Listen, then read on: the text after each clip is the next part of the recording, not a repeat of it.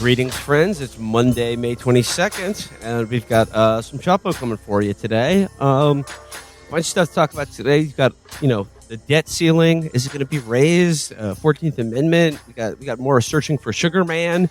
We've got just a continuing roundup of losers and some articles to talk about. But before we get to that, I'd like to begin today with a segment we haven't done in a while, animal news. But this thing I'm going to talk about now is more important than previous animal news columns. Like, here's an interesting fact about beavers, or I don't know, like a dog found another dog, or is friends with a bird, or something like that. No, this is a story that will define much of the rest of our lives. I'll just get right into it. Revenge of the orcas. Killer whales have sunk 3 boats in unusual attacks. It's happening. It's finally happening.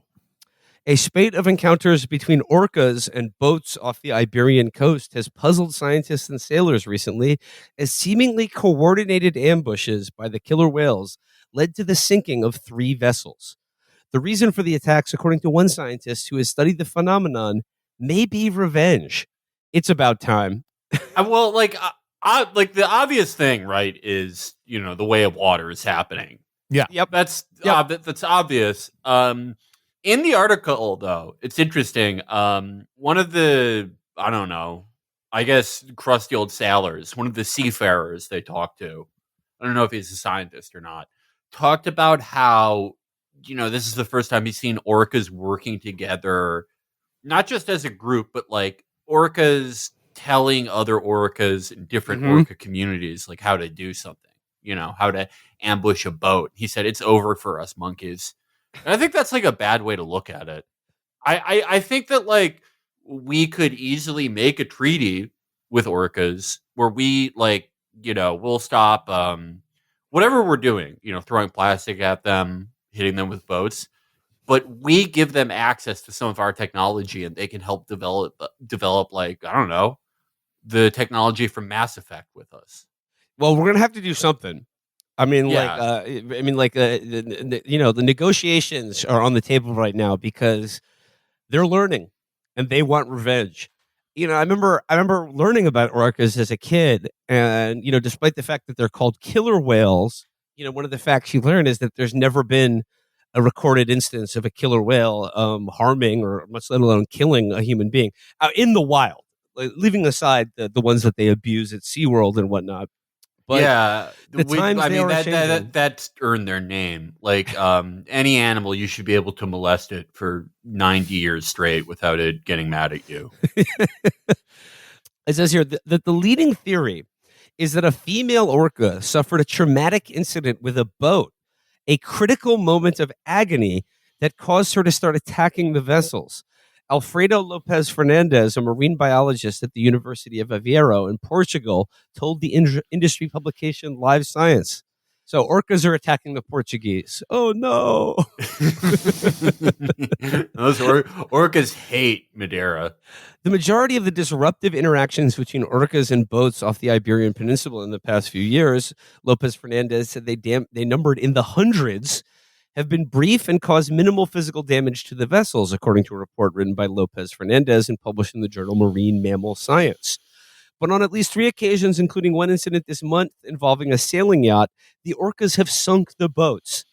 The female orca, whom scientists named White Gladis, appears to have taught the aggressive behavior to other adult orcas whose children have begun imitating the behavior. I think we need to, yes, some faction of humanity needs to get in touch with these guys and, not just make a treaty, but and technological exchange, but arm them. We got to give them the frickin' lasers for their heads from Austin Powers. Remember that? Something rockets.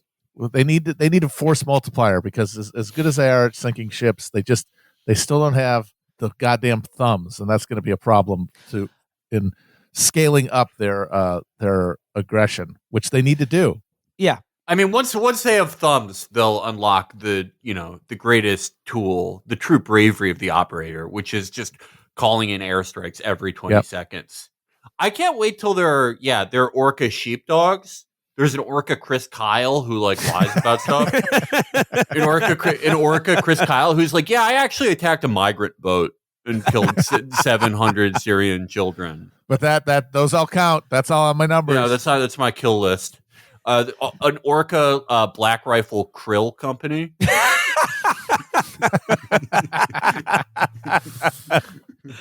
I don't buy Black Rifle Krill anymore. It's woke. Well, you know, I mean, the orcas they're being led by white Gladis. You know, it sounds like a sort of a matriarchy. We need to make a deal with the orca males to reinstate masculine authority over the Black Rifle Krill company.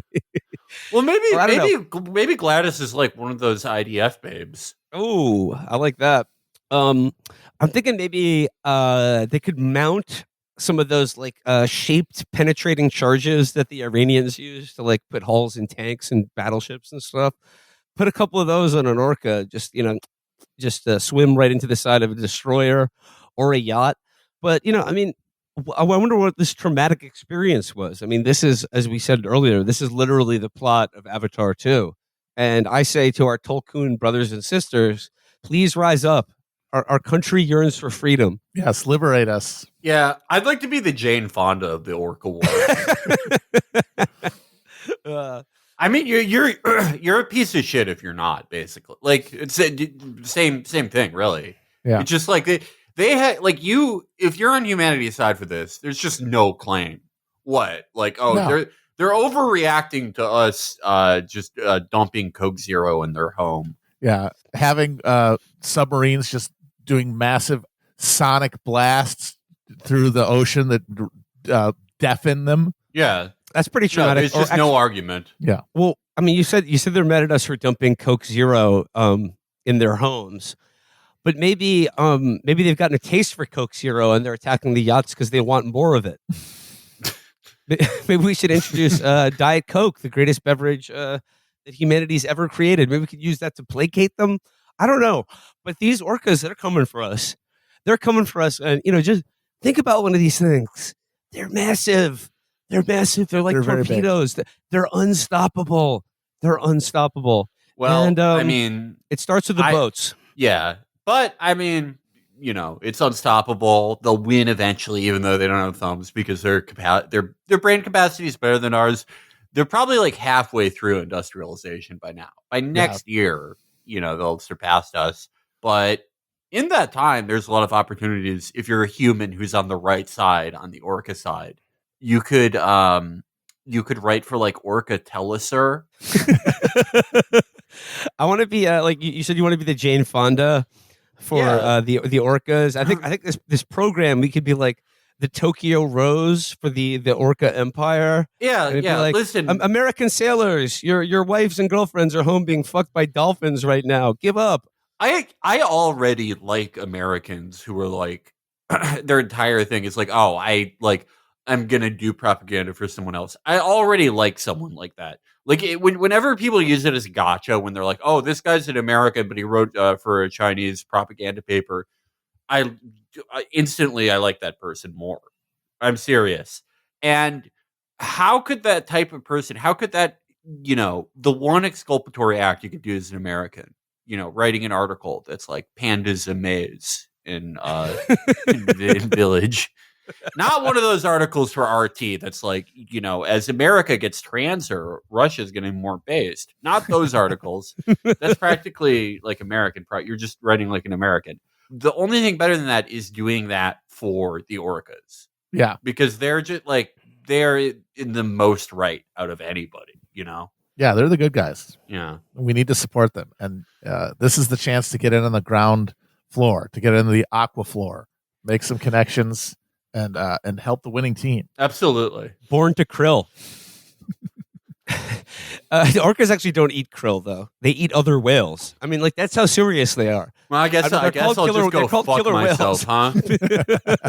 I guess I'll just go and cut my cock off so I can't propagate my shitty genes. I forgot what orcas eat. I mean, sorry. I've been taking Ozempic. It's making me freak out.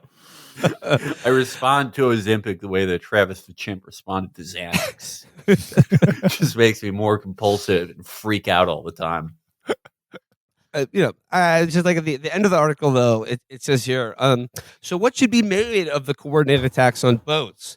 The report warned that if the situation continues or intensifies, it could become a real concern for the safety of sailors, but also for orcas, which are endangered in the region because they could harm themselves by attacking boats or be harmed by sailors trying to protect their vessels.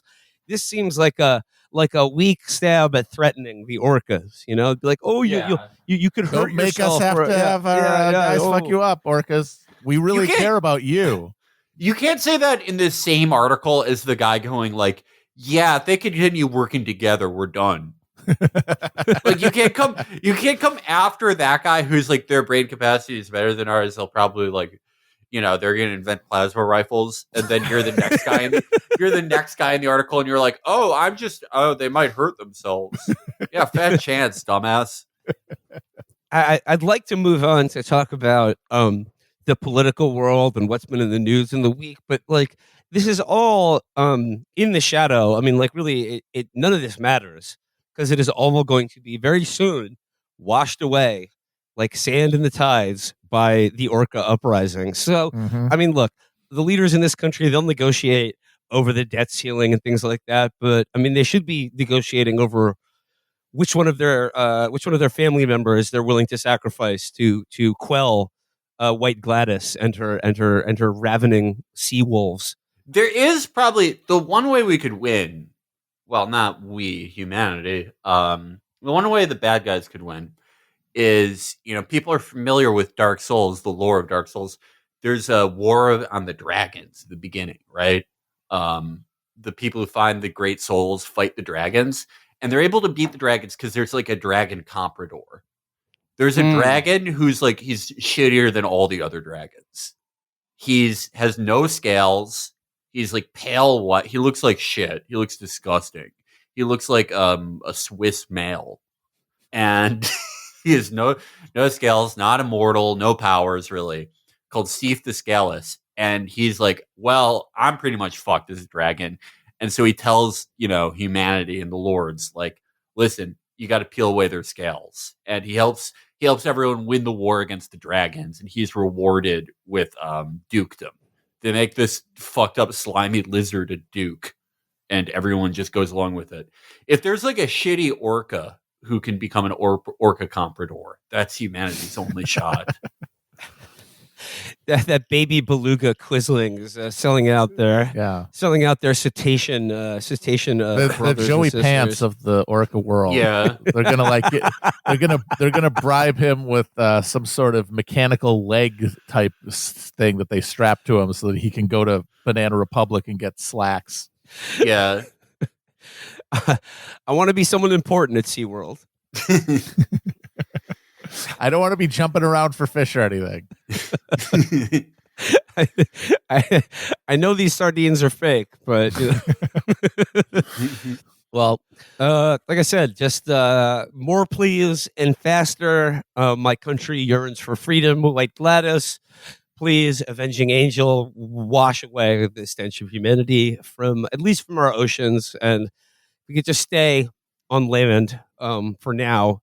Until the next Avatar movie comes out and the psychic beam sent from its the combined experience of everybody watching it unwakens some land creatures to start attacking us, which is the next step. Mooses, just like just using their antlers, like cow catchers, just scooping people up, tossing them in the garbage, crushing them. I mean, I know we talked about this a lot on the show, but like James Cameron probably has the most powerful brain of any human, any living being alive, because he is. You're absolutely right, Matt. I don't know if he started this, but he sent a signal to White Gladys with Avatar 2. This is like John Lilly, like cross species communication. He made the movie so good. Look, the orcas, they didn't see the movie in theaters, but they got the message. They got it. Like how many millions and millions of people watched that movie and then had subconscious and dreaming thoughts of Payakan and the Tolkien revolt, and then that was also that's the same ether that all of the conscious beings swim in, and then they took it up, and now we get to respond in kind. And yeah, I think I was joking at first when I thought that the Avatar movies are going to save humanity, but you know what? They just might do it. Well, if not save humanity, at least it'll save cetaceans. No, we will be saved like as a species, but it radically transformed by the experience to the point that it would be unrecognizable and probably horrific to our current understanding of values. But those values are insane and monstrous and suicidal. Yeah, and the only future really is like playing second or third or fourth or whatever fiddle to an intelligent-sea creature-led Earth. There's no future with us in charge. Mm-hmm. It's like it's not trending well. I'm also struck by like the details of the article says that White Gladis was probably like these initial assaults on yachts or whatever were inspired by an emotionally painful incident. And like that is just out of the script of Avatar 2. What does Payakun say? It's too painful to talk about. Mm-hmm. Yeah. And that's what inspires him to like teach the other Tulkuns that like, hey, sometimes you got to kill. You got to break stuff. What makes the algae grow? Blood. To move on to things that absolutely do not matter, let's talk about the debt ceiling. Boy, I wonder what's going to happen with this. Oh, they're negotiating over it, but are they going to use the 14th Amendment? Are they going to mint the coin? Are they going to mint the coin? Oh, so many options. I love what the showrunners are doing this time. Yeah. I don't know though. I just feel like those would be good plot twists, but I think they're telegraphing that it's just going to be the same old. I know the Democrats really don't want to make massive cuts to social spending and leave the Pentagon budget alone, but unfortunately, it just seems like there's no other good options. Well, yeah, I mean, work requirements for Medicaid and just the few social programs we have. They may seem like cruel and capricious and just meaningless, but you're forgetting they also have a completely negligible to no effect on the budget. That's the thing you got to remember of why we got to do them.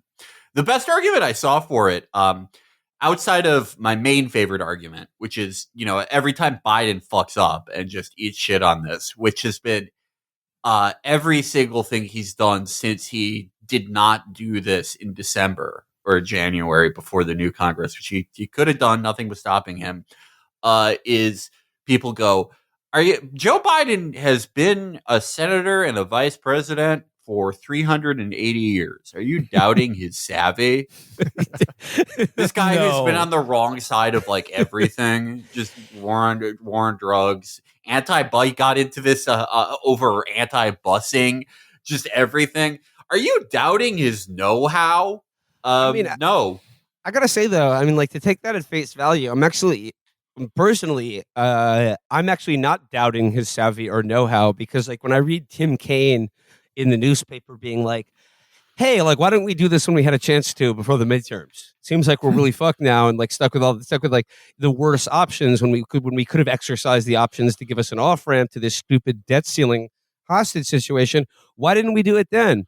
And I say I'm not doubting Biden's savvy, because I think like they knew full well that they could have do it then, and then they didn't, because they were seeking to basically author the exact scenario that they're in now, which is once again the Democrats being able to say, not without good cause, there's nothing we can do. I guess we just have to make welfare recipients work and be conscripted in the Orca wars. Right, yeah. But like, why?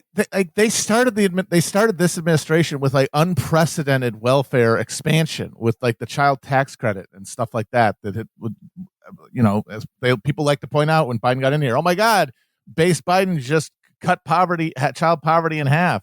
I mean, they did that too. So now they were forced to do it then, and now they're trying to backdoor cut all of this stuff. To me, the thing that makes most sense is that there is no plan for anybody, and no one knows anything. No one's in charge of anything. They don't have any ability to execute a plan or hold a discipline among a necessary group of Democrats for long enough to pursue one if they wanted to.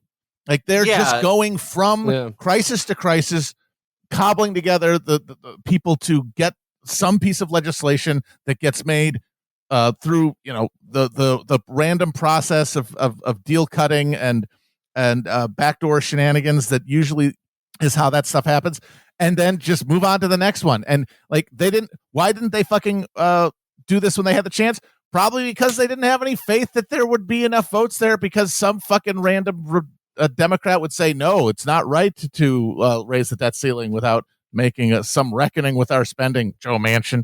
And what are they going to do if they do that? Like there's no mechanisms to discipline anybody, so there's no way to pursue any agenda.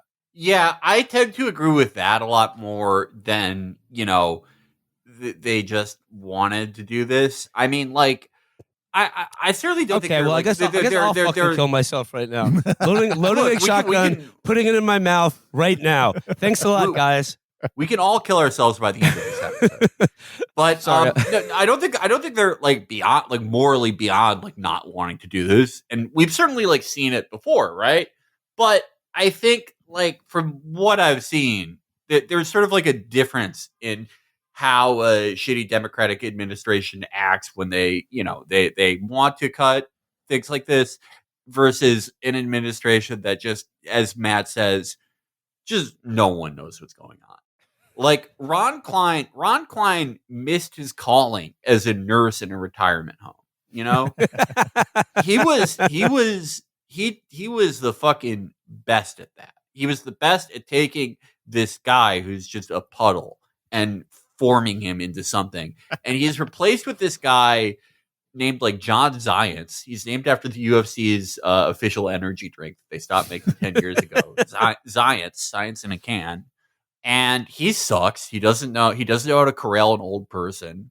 Everyone else is like, I don't even know who else is in the administration. Like various Delaware Morlocks. I guess a few people who spent all of 2019 through 2021 making the longest display names ever. Stuff that's like, John Cassidy wants to cut the middle child income tax. Stuff like that. Like a few left liberals. No one knows what's going on. They don't know what they have no idea. They have no fucking plan. Ron Klein is, I don't know, maybe he's creating his own army of old people since he's so good at it. But he's gone. He's out there. And John Zients, again, I forgot the new chief of staff's name. I'm sorry. He's just fucking up. I mean, they're doing what they do. It's like, oh, well, we're not going to negotiate with them. Oh, what's this? Oh, shit. I mean, apparently they thought that like the Chamber of Commerce or something would come in and just discipline the Republicans because they don't want the instability of questions about debt repayment. And turns out they're like, no, do what they want. Well, we were actually pretty unnerved by that glut of social spending that happened at the end during the COVID era, and we want to make sure that we put a bright line between then and now, and we never go back. And now we're like, oh shit. Whose idea was let's wait for the normal Republicans? Yeah, genius. And like amazing. It's people who were in the Obama administration who watched that strategy fail over and over again. But if it's not a choice, you can't really ding them for it. If there's no capacity to do anything other than what they have, then they are automatons. Yeah. Obama who like tried to lead with like, I'm going to make everyone over 72, I'm going to make them work in Quiznos. And they were like, no, fuck you, O'Bungler. O'Bungler tried like the worst grand bargain. So he really tried, and it was too libtarded for them. And I mean, I don't necessarily think like the Chamber of Congress, like the more normal cucks, the normal cells of the Republican Party, I don't think they necessarily like want the U.S. to default, but I think they're correctly playing a game of chicken where they're going to get as close as possible to see how much they can cut.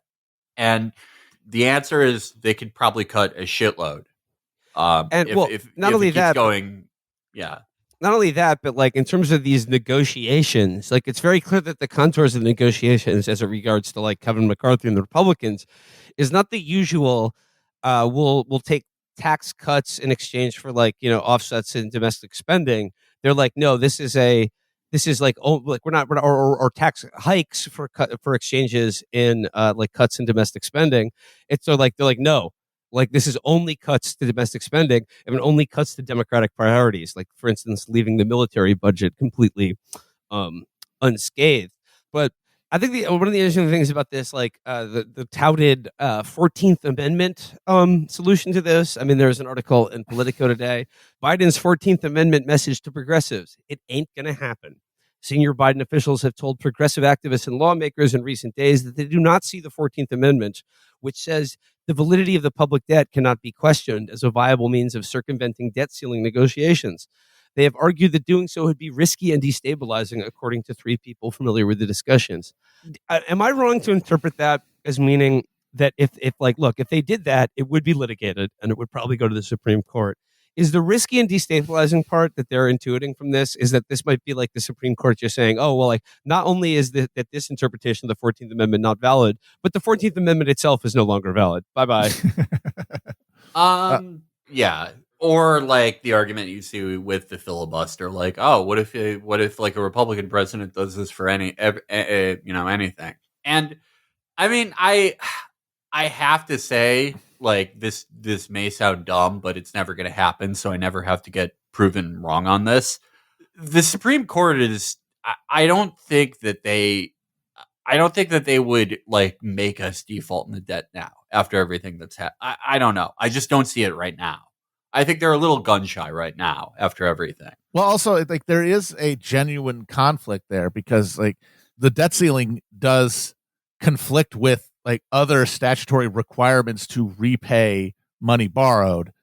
So the Supreme Court couldn't just say like, no, you're wrong. They would have to make some sort of judgment as to what is a legitimate government action here, and whatever decision they'd make would like create a new understanding of like where executive power is relative to on this question of the debt that would allow something to happen, because this is a Gordian knot here. You have a law that says, oh no, we're not going to let you pay back money you already borrowed, even though we have other laws that say you have to fucking pay back any money you borrow. You have to resolve it. You can't just say no. You have to like make a adjudication. And I think more than anything, that is what would prevent them from going too deep into that, because I think they're very happy as this thing that can, the Supreme Court is happy to prevent legislation from going beyond red lines that they have set about what they think the government's authority is. But I really don't think they want to be directly legislating. Well, I mean, there's been some commentary along the lines of like, can the Supreme Court just do anything to Biden and they'll just meekly just like slurp it down, a nice big shit sandwich? And I think the answer to that question is yes, absolutely. Of course, they will. Obviously. Yeah. The persistence of these institutions is more important than any specific outcome to any specific case, because they are load bearing to a system that these people are invested in, and which the Republicans have completely been alienated from, and are increasingly being led by people, even in the legislature, who have genuinely stopped giving a shit about any of these institutions and are genuinely hostile to them, and would think it would be actually kind of cool to see what happens if we default. I bet like guys like Matt Gaetz probably would like to see that happen, just to see what the result is. Creative destruction. Yeah. Get Schumpeterian all over this bitch. Well, I mean, again, like, it's just every time the debt ceiling comes up, it's just like I've held this story at arm's length. I mean, like, there's a lot of stories about it now, but it's just one of these things that, like, I don't really understand it to begin with, but I do know that however it will get resolved will be bad.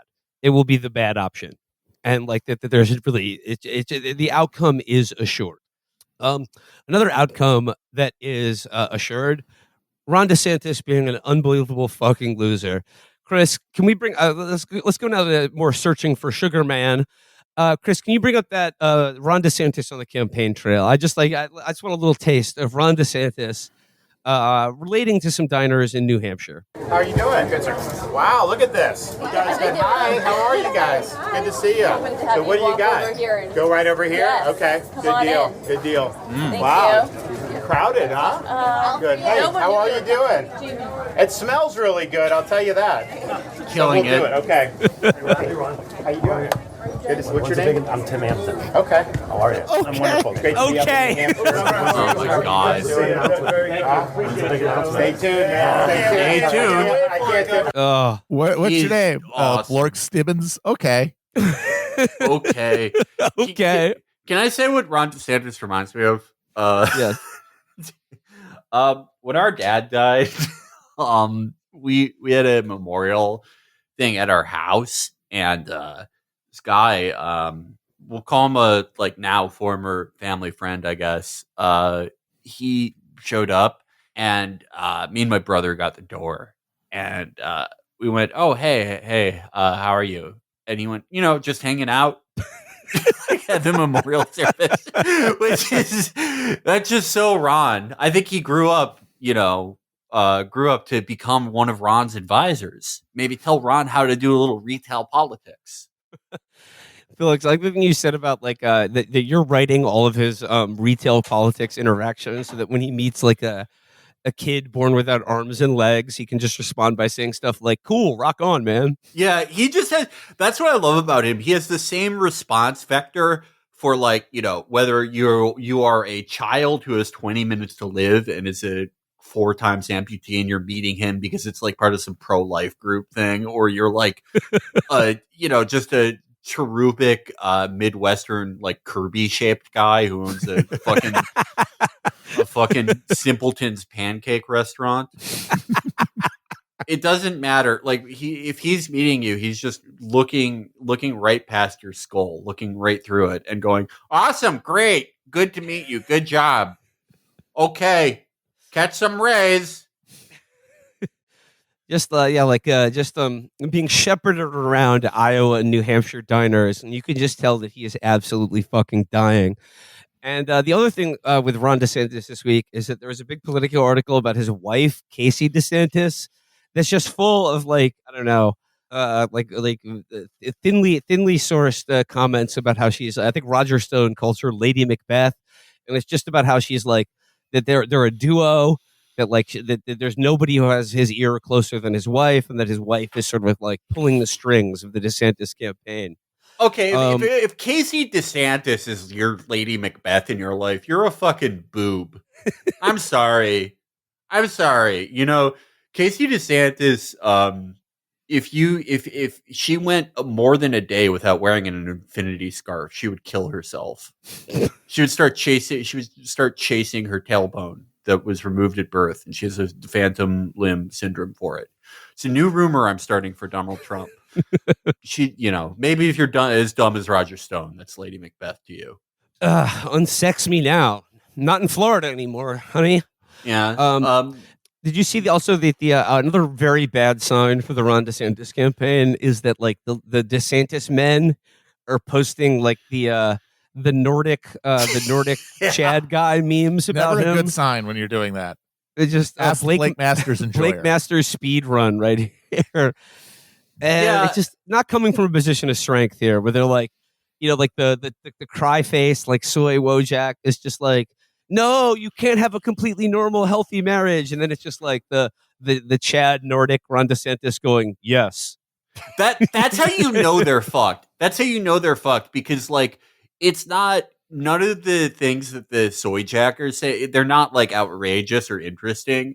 That, I guess in 4 years ago when that was new to people, it might be exciting if you have the soy jack being oh, you can't be racist or something. But all they can the only positive traits that shock the libs they can think of for DeSantis are no, you can't shake your wife's hand then hug her. No, you can't have a family that likes you. Yeah, see, this is why I'm voting for Tim Scott, because I want someone who's their own man, not being led around going his by own way. any female. Yeah, he's totally fixated on grind set. He doesn't care about relationships, any of that distracting nonsense. He's executing the plan. Tim Scott, yeah, I feel bad for Tim Scott. Tim Scott, I didn't know he was 57 and never married or had kids, which is level 57. Maybe he's his angel's also still out there. apparently kind of cagey on whether he's still a virgin. He won't. What? He won't. Yeah, he won't answer the question of whether he's ever nutted in something. What reporter asked that? The greatest. If you're the reporter who asked that, you're the greatest fucking reporter who Absolutely. ever lived. Holy shit! I love you. Reborn right there. I love you. Like every other reporter. Oh, are you gonna do any hunting, Senator Scott? What's your fucking take on Iowa? Do you like the fucking pork chop? All this stupid shit, and then just the last good reporter in America. Probably Weigel asked this. Goes, Tim Scott, could you describe what it's like to have sex with a man or a woman? Yeah. And he's just like, He's a family values Republican who has never been married for a minute. Who's he fucking? Has he fucked? No. I think we need to know. If you're cagey on that, it means no. Yeah. By the way, like, that's a trick I tried when I was, ages 15 through a really embarrassing age that I'm not going to say. Just being cagey. Mr. Scott, Will Menaker, Newark Star Ledger. Can you describe what cock or pussy feels like? If you are that reporter and you're probably a list, like if you like are going somewhere with press credentials, the first thing you ask is like, have you ever had sex to a U.S. senator? You're probably a listener. You probably got fired. Like most of our listeners, we want to make you our official political reporter. Well, I mean, it's a legitimate question. I would say it's a legitimate question because, I mean, look, if the idea is that like the person who runs for president, like they need to be married and have kids because that's sort of like you have skin in the game. You're sort of stamped and approved. You're sort of normal. I mean, have you ever had sex? Because like if you're married and have kids, that answers that question for everyone. So if you're not, the question remains out there. Have you ever had sex? Are you planning to? What was it like? What are you into? How close to my location are you? What's your dick like, homie? What are you into? No, I guess it's legitimate. It just I don't usually hear it. Is what I'm saying. I still appreciate the courage. I do feel bad for him, though, because I do think he would have been, for like a certain type of Republican, like the type of Republican that would watch movies like all the movies with Chris Farley's brother in it. You know what I mean? Yeah, like those movies, yeah. A Christmas Carol. Christmas Carol, yeah. Christmas where, Tale, whatever that was. Some lib gets visited by like the ghosts of hard work and shit. All that, that type of Republican. Yeah, like. He would be a great candidate for Republicans who are still going on this thing of like, oh, Democrats are the real racists. Unfortunately, they're not anymore. Unfortunately, the Republican line now is we're the real racists. They're not. Yeah. We are racist. So he's a man out of time. He could have at least played the president in one of those movies. But if they did now, if they made a conservative movie with him as president now, it would be boycott. They'd be like, what's this fucking woke shit? Black president? I don't think so. Fuck, get out of here. Fuck you. Well, I mean, speaking about like sort of identity categories in the president, I did notice that in response to the Politico hit piece on Casey DeSantis, our old pal Joan Walsh had a piece in The Nation lamenting the attacks on Casey DeSantis. And she was like, I know her and her husband have contemptible politics, but like the way we treat potential first ladies is why we'll never have a female president. And I want to say to like Joan Walsh and people who still think like that, be careful what you wish for on that monkey's paw, because I have a strong feeling that we will have a female president sooner rather than later, but it's going to be a Republican lady. Maybe not Marjorie Taylor Greene because she's too busted. But like, I think there's not going to happen. No. Yeah. Talk about person out of time, by the way. What fucking year is this, lady? Is this 2013? Why are you writing this article still? No, she was just like, because it's like the implication that like nobody's voting for your wife, and like the fact that she's pulling your strings, and like should adopt a more traditional role. It's just like, I don't know, like it's just priorities, please. Just shut the fuck up. Like, who cares? I mean, like, regardless of what you think about her, like if she is attached to her husband, like not only is he running for president for the Republican Party in 2023, but I mean he's currently he's currently turning the state of Florida into like a sundown town. Like that's how he's running for president. So I don't really give a shit if people are mean to his wife or not.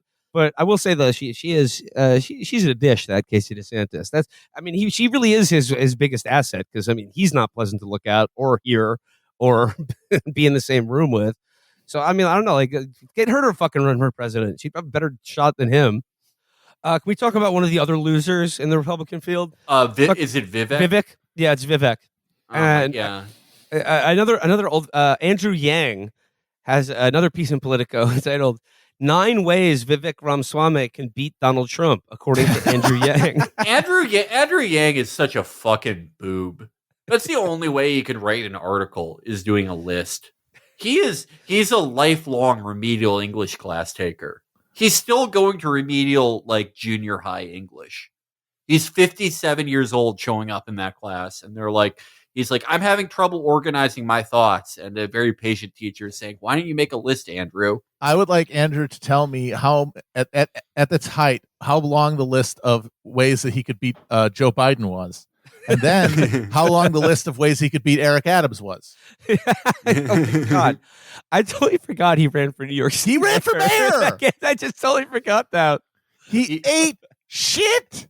He ran for mayor, and it was like, when he was running for president, all like the smart people were like, Andrew Yang, I don't think he should run for president, but I think John Hickenlooper should run for Senate, and I think Andrew Yang should run for fucking mayor. Both those things suck. Fuck you. You suck. I think about like what we're missing by not having a Yang mayorality, and I think policy wise it would be pretty much identical to what you're seeing with Adams, but without any of the awesome talking about crystals and how Jesus wanted him to be mayor and all that, and it would just be him like drinking Soylent in Gracie Mansion. Brutal. I just want to share just a few of the winning strategies that Vivek could adopt for himself, and the first of which is keep saying yes. What?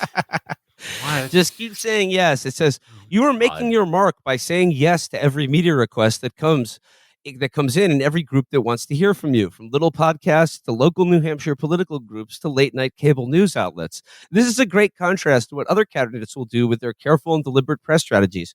You're 37 years old. You can out-energy other candidates. Keep doing it. That's how my campaign first gained momentum, and it will pay off for you as well. What happened in the same way? Nothing. Yeah. A failed mayoralty race, a failed third party. You can have all these awesome results that I got. I would say that I'd like to add one addendum to the great stay positive strategy, and saying yes to all media like requests that come in for interviews, from like little podcasts to little Twitch streams. I would just add perhaps Vivek and his campaign should consider asking to come on little podcasts for an interview. We'll I think it's funny that he has to ask. He like, you know what? You should try to be on as many things as possible, as if that's not the entire reason this asshole is running for president. Yeah, right. Yeah, like being on the news is why he's doing this. You don't have to tell him to say yes to media appearances. Yeah, and it's a stupid thing he's already doing. Like Vivek has been on every podcast made by a guy who invested in Yahoo in 1994. All those podcasts that are named like Think Point or like Diagnosis, Cognition, all those fucking shows that are like the David Sachs guy, his show, he goes on all of those, and it is just he is picking up maybe 1% of the total listener base of all those shows combined. Well, just remember, Vivek, I mean, the worst thing that can happen if you ask is that someone says no. Yeah. Vivek, here's my tip for you becoming president. Go to the White House and start sweeping to show what a hard worker you are. That's what this sounds like. That's what this fucking sounds like. Next one is stay positive. I mean, keep saying yes and then stay positive. Was Andrew Yang in a car accident recently? Like, this is fucking stupid even for him. Number four is my favorite. Be prepared for the debates. Like, what? This is as opposed to not being prepared for them. This sounds like it's for a child running for president. Yeah. Number 5, lean into memes. Fuck you. Oh my God. God, suck my fucking dick. I hate you. Yeah, because that was Joe Biden's strength and also Trump's. Like neither of them know what a meme is, and they were the ones who won those nominations. Yeah, but he's literally everything he's told him so far, besides stay positive, is everything Blake Masters did. By the way, yeah, exactly. I love that leaning to memes. He ends that little graph by saying, "Someone once said." He who wins the internet wins everything. Who the fuck said that? No one said that. You said that. Shut the fuck up. And that's why Bernie's president now, you fucking boob. Shut up. Trump owns the internet. If you change that, you can become a real threat. Okay.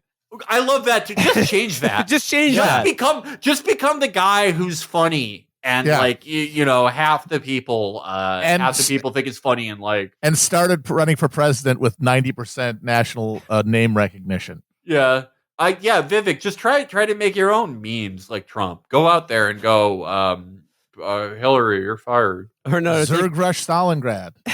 Yeah. No, Vivek, you can't become president by saying yes to everything and being positive. Yes. No, Vivek, you can't replace woke with innovation. Yeah, yes, I can. Okay. Number six is spend money early and late. What does that mean? What does that mean? It just means spend money. Shit. It just every day Andrew Yang wakes up, someone is taking a melon baller and just taking scoops out of his frontal more lobe. of his brain out.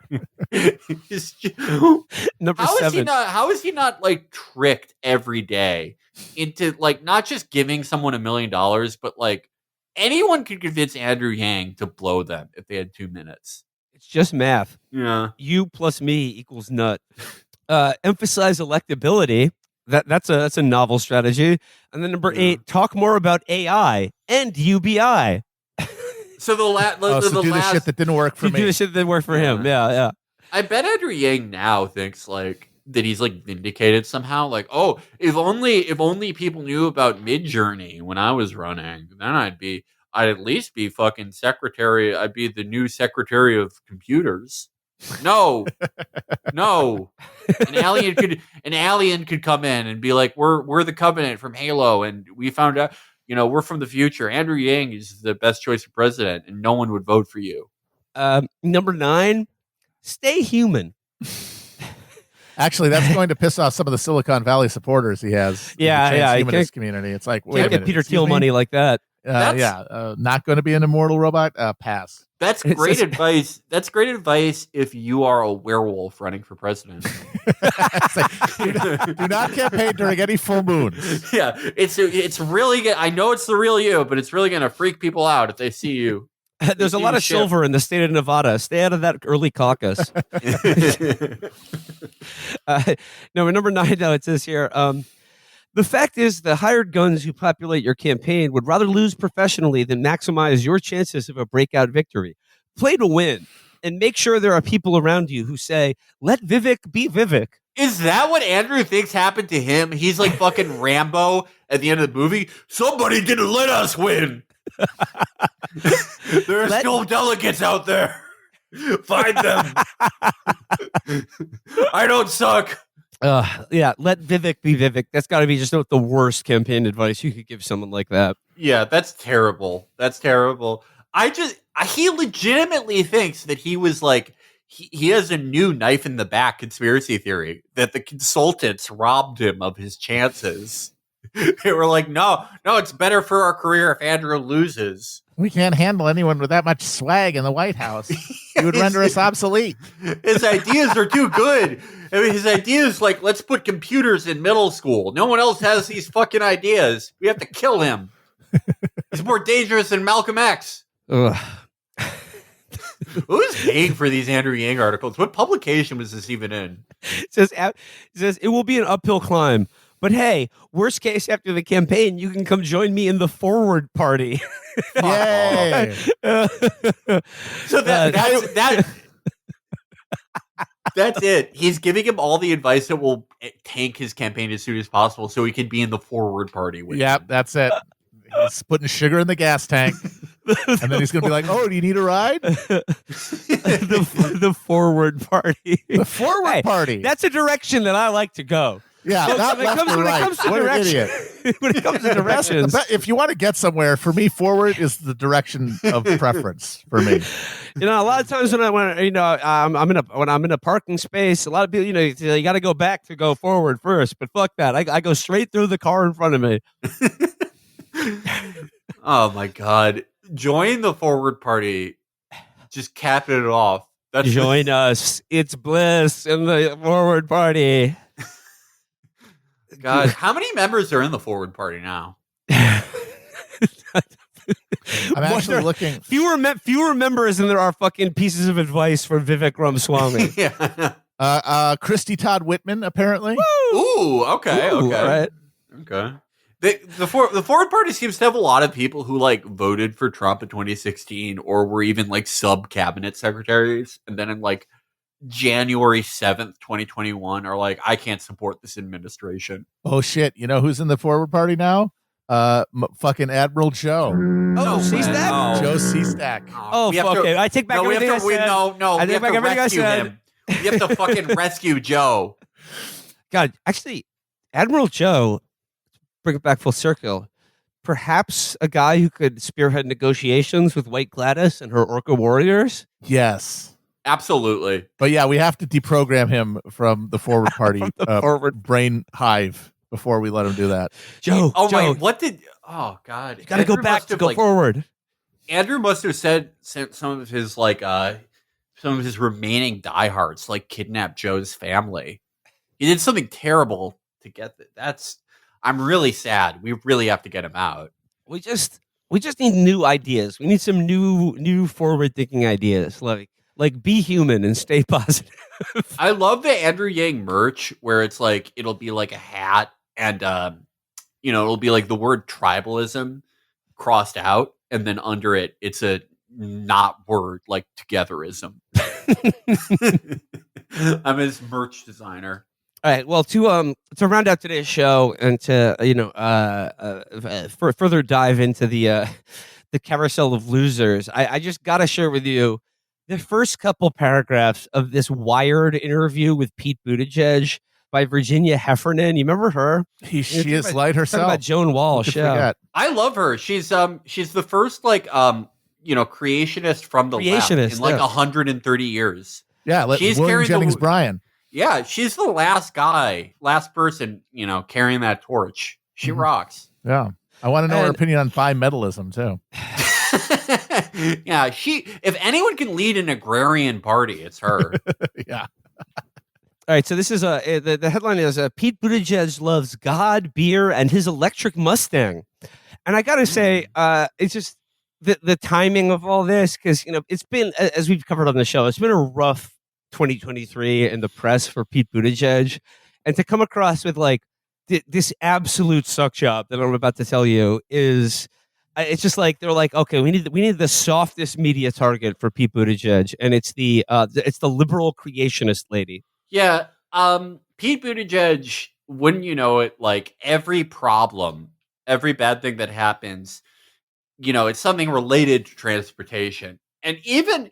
I love the thing people try to do to bail him out, where they're like, "Oh, that's actually not the Department of Transportation's jobs." I don't care. I don't give a shit. The subhead to the article is, sure, the U.S. Secretary of Transportation has thoughts on building bridges, but infrastructure occupies just a sliver of his voluminous mind. That's good to know. Wait a minute, isn't this a huge waste of talent then to have him dicking around in a job that he can't do anything in? Yeah. Shouldn't he be like the secretary of polymaths then? Like, what the fuck is he doing at transportation? Innovation czar. Yeah, I want like a big fat guy from Cook County who's been a bridge supervisor for 90 years instead of this fucking guy who does Rubik's cubes all day. I don't know. Yeah, we should not have him like just standing around a train derailment, like putting his shrugging. He should be like in a vat. With the other fucking precogs trying to save humanity. It's not Pete Buttigieg's fault that the stadium collapsed. So the first paragraph of this piece is one sentence, and I'm just going to read it to you now. The curious mind of Pete Buttigieg holds much of its functionality in reserve. Even as he discusses, sorry, that was the first sentence. This next one is just one long sentence. Even as he discusses railroads and airlines down to pointillist data that is his current stock and trade, the U.S. Secretary of Transportation comes off like a Mensa black card holder who might have a secret Go habit or a 3-second Rubik's Cube solution or a knack for supplying off the top of his head the day of the week for a random date in 1404, along with a non-condescending history of the Julian and Gregorian calendars. So he keeps, while he's talking about one subject, you can easily see him knowing about other ones. So like anybody, really, like any adult. I want to know what you get with the Mensa black card. Well, what is are a the benefits? Mensa black card? Yeah, like what do you get with the black card? Do I get rewards points for that? You earn brain points for every JetBlue flight. You can hang out in the special JetBlue Brain Lounge with the other brainiacs, exchanging high-level thoughts telepathically, not even having to talk. Yeah, it's just nonstop in there. It's like a bunch of Snapple facts, just flying through the air. But was it along with a non-condescending history of the Julian and Gregorian calendars? Has Virginia been talking to people who like pretentiously and condescendingly explain to her the Gregorian calendar? What the fuck does that even sound like? It's awful. Oh.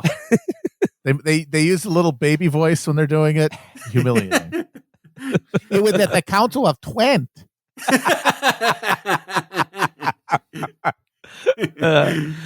As Secretary Buttigieg and I talked in his underfurnished corner office. Oh, how fucking humble of him.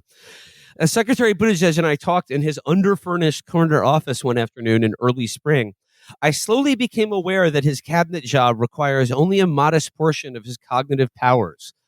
Other mental I know, yeah, seriously. If you're like, damn, this transportation secretary job is just running me ragged, it's like, okay, we don't have a lot of horsepower here under the hood. Yeah, he's so different from the last, 10 transportation secretaries who, the job was so taxing on them, their brain overheated and they died. There have been 500 transportation secretaries. No one can survive. Except Yeah, don't they remember when Ray LaHood's head exploded like scanners at the State of the Union? Yeah. Every other transportation secretary, they have the thing from Johnny Mnemonic where they run out of space in their brain. Overdrawn at the memory bank. I need to get online. I mean, whereas she's writing about Pete Buttigieg like he's fucking Lieutenant Barclay in that episode of Star Trek The Next Generation where like he encounters some alien probe that accelerates his mind's capacity by like exponential degrees until he's just like a god just sitting like looking at things and like lighting up different things. Tell me about the Gregorian calendar, Lieutenant Barclay. She says, I slowly became aware that his cabinet job requires only a modest portion of his cognitive powers. Other mental facilities, no kidding, are apportioned to the Iliad, Puritan historiography, and Nausgard Spring, though not in the original Norwegian. Slacker. Fortunately, he was willing to devote yet another apse in his cathedral mind to making his ideas about three mighty themes, neoliberalism, masculinity, and Christianity, intelligible to me. How fucking generous! I feel of him. Wow. In the cathedral, like apse in the apse in his cathedral mind, like. I understand that this is supposed to be a puff piece, but like this is fucking embarrassing if you're Pete Buttigieg. Like, it's embarrassing if you're Virginia. I mean, those people who explained the Gregorian calendar to her did a number on her fucking self-esteem because it just like her description of him is like he knows two things that you learn in AP sophomore modern European history and is reading a book. He, was so gracious to tell me without overloading my pathetic ant brain. Virginia, believe in yourself. You're more impressive than Pete. You're a liberal creationist. You wrote the funniest like Trump Russia stuff ever. You are the best at it. You wrote so much funny stuff. You're I don't care about Alpha Bank. The stuff you wrote, awesome. You're crazy in a great way. You're a true artist. This guy is not impressive. You're impressive. Believe in yourself. Well, yeah. I mean, just the idea that like it's so impressive that he could Like, I mean, like, just think how high your IQ has to be to have an opinion on neoliberalism. Well, shit, if that's the case, the whole podcast industry needs to fucking wrap it up right now. Because I got news for you, Virginia. You don't have to be very smart to have an opinion on any of these things. All the things she's describing Pete is doing, like, that are amazing. Literally all things. Like, I know about neoliberalism. I've read, dozens of Nausgard books. I've read way more than he has. And I barely have cognition. I failed a mirror test. I've attacked every mirror I've ever fucking seen in my life. It says here, because Buttigieg at 41 is an old millennial, because as a Rhodes Scholar at Oxford, he got a first in PPE, philosophy, politics, and economics, the trademark degree for Labor Party elites of the Tony Blair era, because he worked optimizing grocery store pricing at McKinsey. I love that. I love that little term of art, optimizing grocery store pricing. Like, for who? Yeah. Like, who are these prices being optimized on behalf of? Of the consumer? Virginia really just padding over, just sweeping it under the rug, the whole bread scam. This is the bread scam boat. Oh, it says here, because he joined the Navy in hopes of promoting democracy in Afghanistan, because he got gay married to his partner Chasen in 2018, and because, as mayor of South Bend, Indiana, he agitated to bring hipster entrepreneurism and high-tech investment to his Rust Belt hometown. I had to ask him about neoliberalism, the happy idea that consumer markets and liberal democracy will always expand and will always expand together.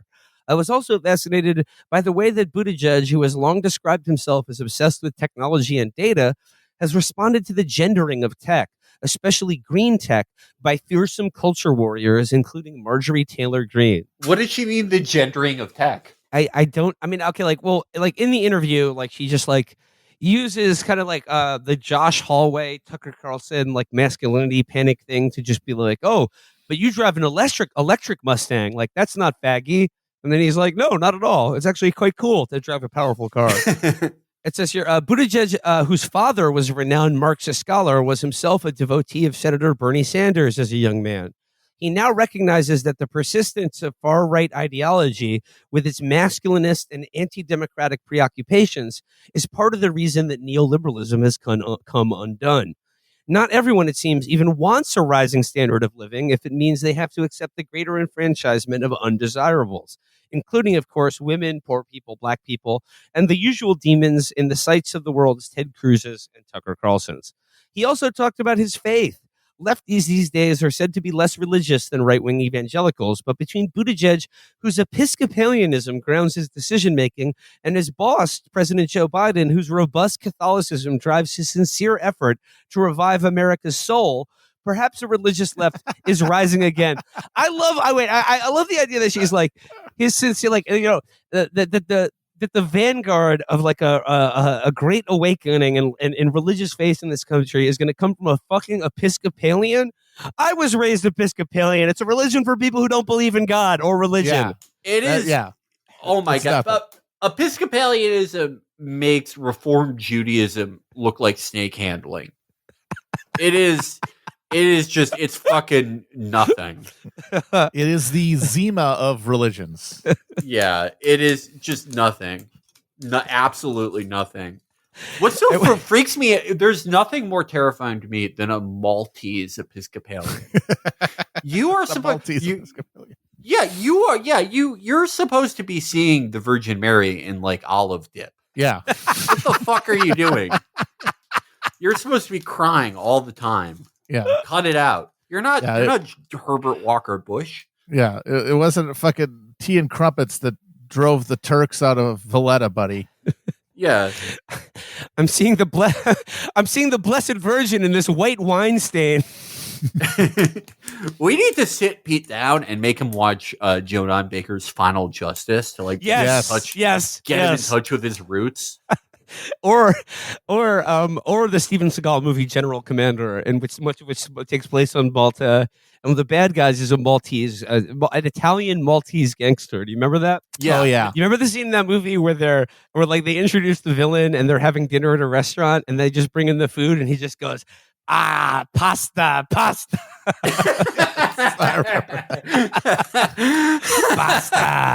And then they slit the guy's throat and is just gouts of blood just fill some, plate of gnocchi or something. This is off topic, but that was a Seagal movie where he goes, I've been coming to Asia. I've been coming here to Asia for many years now. Yep. Right?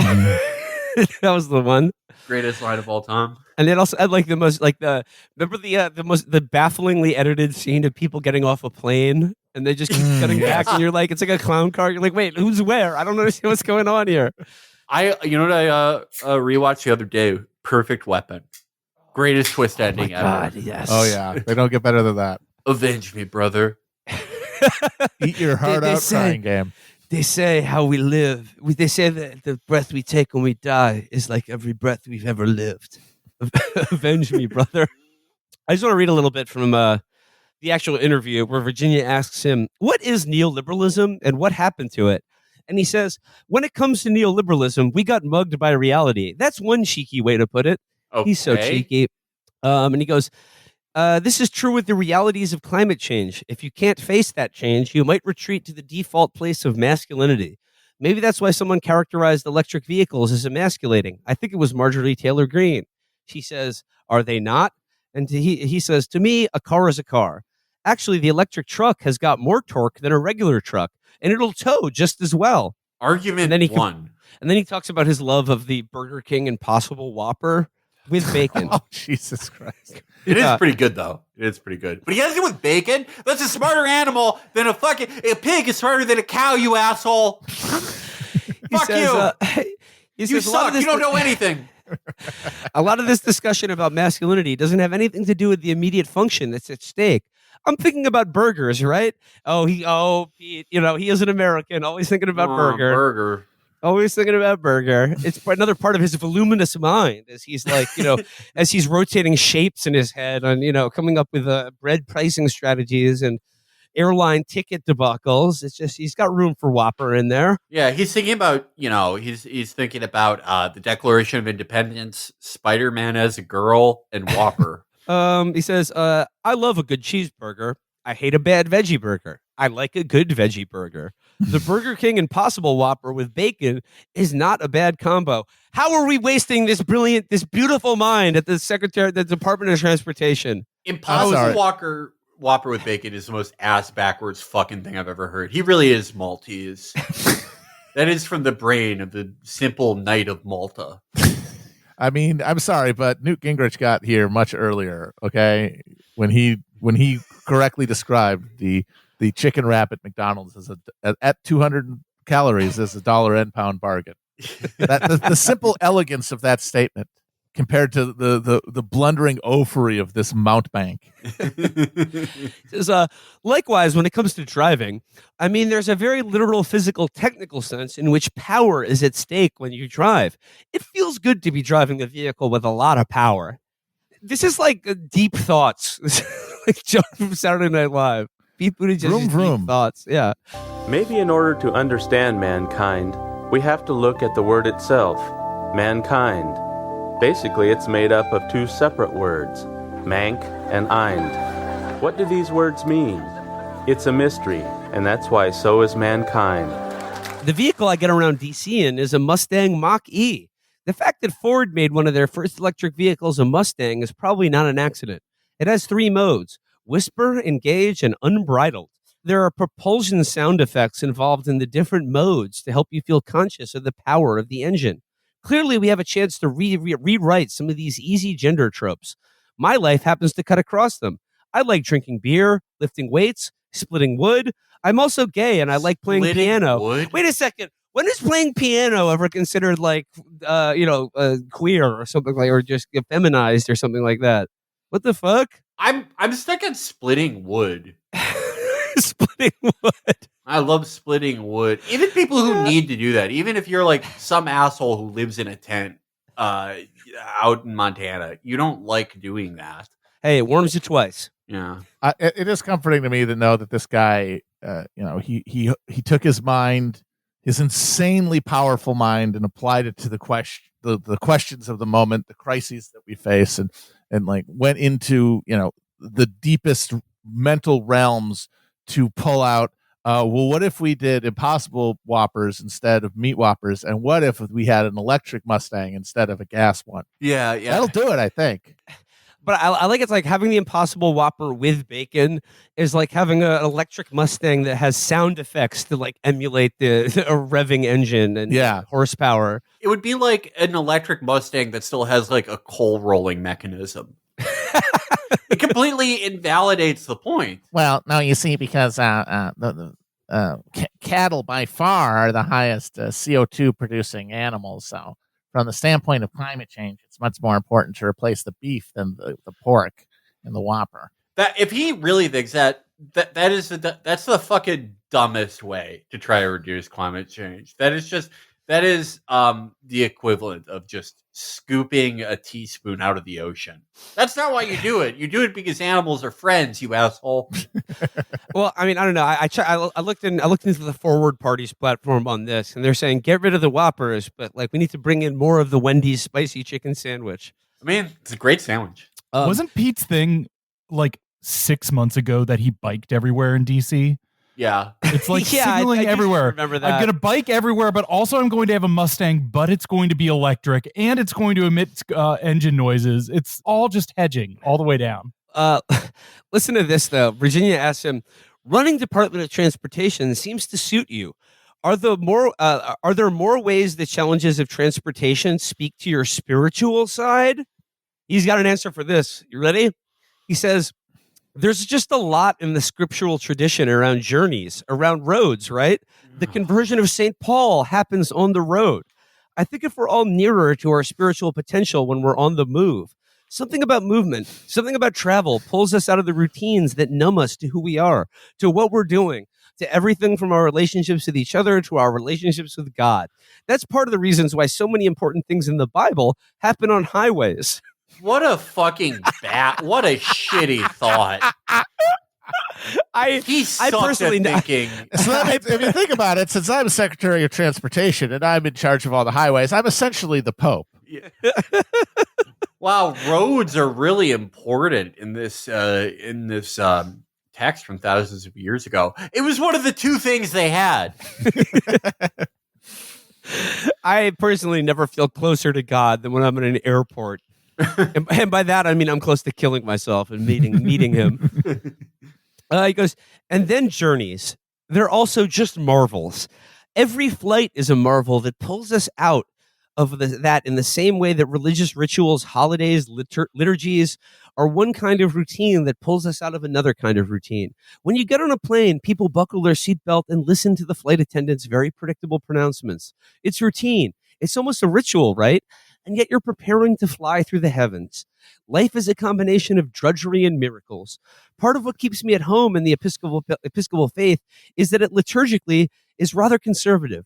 I like that routine. This guy's like, I like hearing from the flight attendant every time. It's like I always pay attention. Yeah, when yeah. They tell me where my seat back is. First of all, nobody is fucking listening to that shit anymore. The noise canceling headphones go on immediately as soon as the seatbelt comes on, and I am just like, oh yeah, I unless I'm sitting in an exit aisle and I have to do the robotic. Yes, if the plane crashes, will I help out? Sure. Yeah. I definitely will. I could be on a flight and the flight attendant could be announcing just like we're going to do a blow by blow of passenger Felix Biederman's worst sexual performances, and we actually have them on video, and we're going to show everyone. I wouldn't notice. I would not notice. This is your captain speaking. We'll be making an unscheduled transfer in the Empire State Building. Hope to see you all in hell. I just feel like whatever. I'm watching Wakanda Forever on this fucking TV in my chair. Yeah, I don't want to know about this shit. I'm watching the sad Wolverine movie. I could care less. I love the rest of this is so great though because his him trying to get intellectual about flights. You know, a plane is so interesting because it's a place that you go to that takes you to a different place than you live, or it can take you home. The fact that it can take you away from home and take you home gives it an almost metaphysical property. It's it's my like, Episcopalian beliefs. They tell me that you can either be at home or you can be on vacation, but you can also take a work trip, and that's like both. everything is constantly coming into and going out of existence, and like airports and the flight experience is a lot like that. Trains are either staying on the track or falling off of them, spewing toxic chemicals into the groundwater of all of southeastern Ohio, and that's sort of like life in a lot of ways. It's filled with water you can drink and water that will poison you and give you cancer. But it's just one of those little rituals that grounds us, really. He is so full of shit. These are the answers that like a clever student gives to like bullshit on like a test. I feel like these are designed to give like this is designed to just give conservatives like just start brain hemorrhaging if they read this. They've really zeroed in on Pete. They hate Pete for like they hate him for like the dumbest reasons you can hate him. They're like oh, I hate that Pete Buttigieg. Not because of McKinsey or he's doing a bad job. Is he did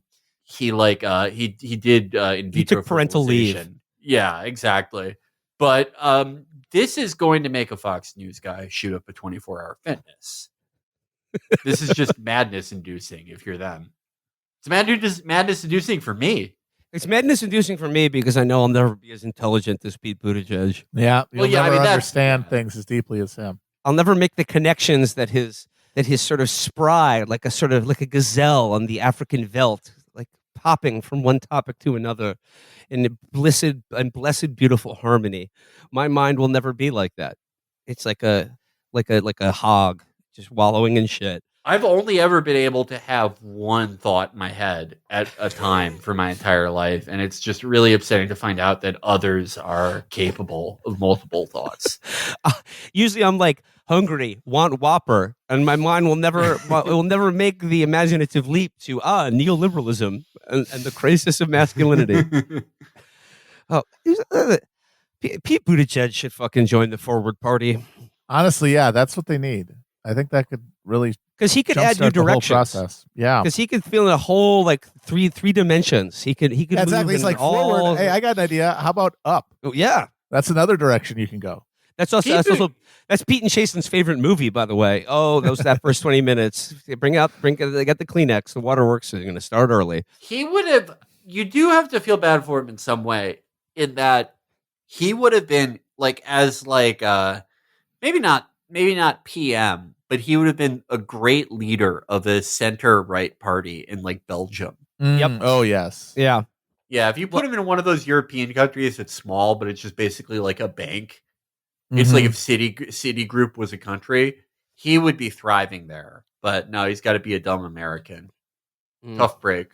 Yeah, too bad. And there, like if he was in Switzerland or something, the fact that he's Maltese, instead of just being an embarrassing type of white person like it is in America, they would treat him like Obama. They'd be like, you're the most.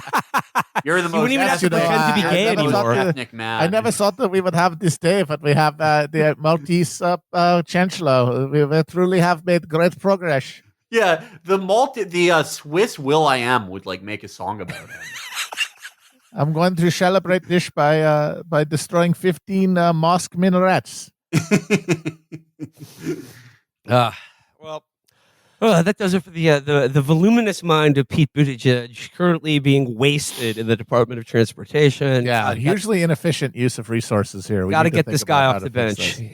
Got to get this guy off the bench. It's the second, if Biden wins a second term, man, he's got to get a promotion because he's going to be dynamite on the campaign trail, bringing in all the votes from South Bend, all 50 of them. I mean, honestly, though, if his brain really is that powerful, it's pretty clearly shown by now that it would be wasted in the presidency, considering who our last two presidents were. He's not going to be able to use that massive brain anyway. If the Trump and Biden level mental cognitive engagement is enough to be president, that's going to be a lot of unused horsepower. I do. I just like, sorry. One last little line from Virginia is when she was talking about his, how like him and Biden are going to lead a spiritual reawakening of the left because he's an Episcopalian. And she described Biden's robust Catholicism. It's robust. It's big. Yeah. It's big. I mean, like it's big and juicy. His robust Catholicism. Large. It's uncut Catholicism, they're calling it. Well, best of luck to Pete. But once again, I'd just like to say not best of luck, but like hope to link and build with White Gladis and the Orca uprising. Yeah. White Gladys, please telepathically slide into my DMs or something. Tell me what I need to do. I'm your willing servant. We are the Stay Behind network on land that will sort of like prep the battle space for the coming Orca war. Mm-hmm. Yeah, we will be your Hanoi, Matt, Will, and Felix. Yep. All right. Well, I think that does it for us today. Do you have any plugs or announcements or anything like that? Yes, our merch presale, this will be going up on Tuesday around noon, Tuesday, May 23rd. Our merch presale ends tomorrow, Wednesday, May 24th.